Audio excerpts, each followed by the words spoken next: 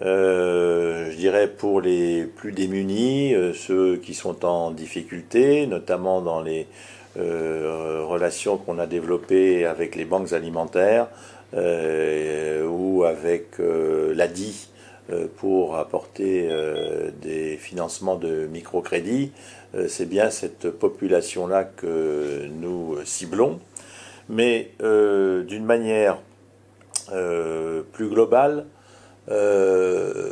nous sommes aperçus, après avoir fait un certain nombre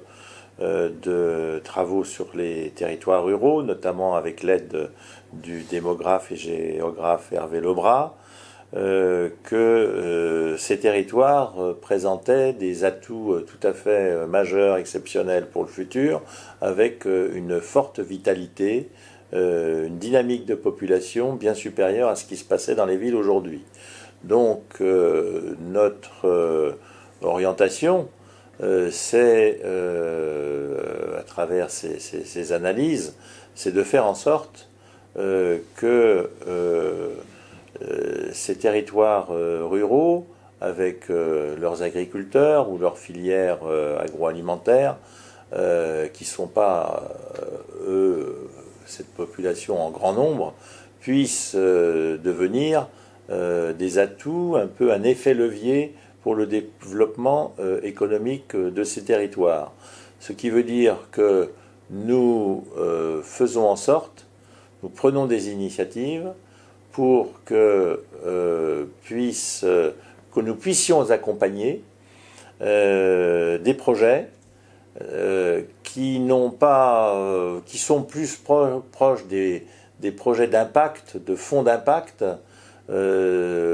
proches de l'économie sociale et solidaire, mais qui nécessitent malgré tout une rentabilité économique, pas forcément des taux de rentabilité les plus exceptionnels, mais qui répondent à critères bien sûr économiques, mais surtout de pouvoir mettre en valeur nos territoires, pouvoir maintenir et développer une population qui a des tropismes favorables pour vivre dans les territoires ruraux et de cette manière pouvoir, je dirais, tirer parti de tout ce potentiel que présentent les territoires ruraux. C'est la raison pour laquelle aussi, parmi les exemples que vous avez cités,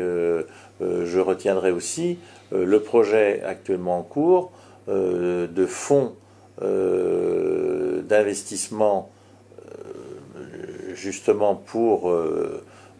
aider à se construire, à se développer des filières locales, que ce soit dans le domaine alimentaire, circuits courts, organisation de ces circuits courts, organisation de plateformes de ces circuits courts,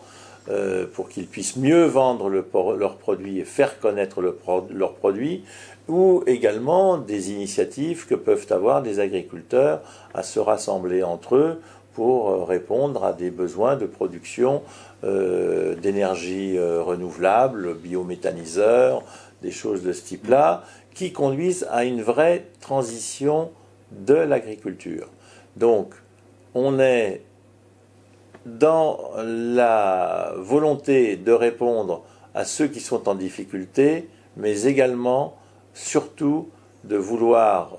initier, de pouvoir accompagner des projets à, comme on le dit, rentabilité d'impact.